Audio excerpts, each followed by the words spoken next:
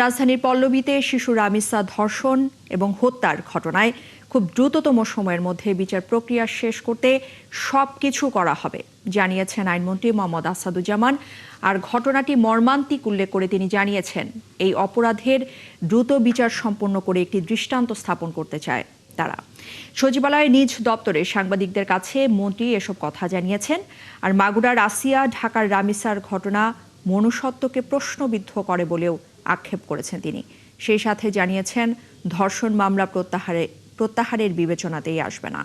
বিচার নিয়ে রামিসার বাবার আক্ষেপ নিয়ে আইনমন্ত্রী আরও জানিয়েছেন, তার কথা অমূলক নয়, আস্থা ফেরাতে মামলার জট নিরসনে পদক্ষেপ নেওয়া হবে বলেও আশ্বাস দিয়েছেন আইনমন্ত্রী।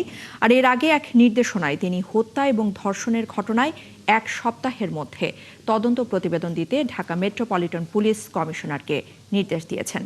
এরই মধ্যে প্রধান আসামি সোহেল রানাকে বুধবার আদালতে হাজির করে পুলিশ।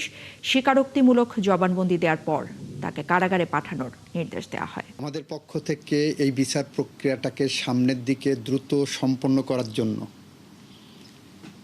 যা কিছু করা সম্ভব আমরা সবটুকুই করব।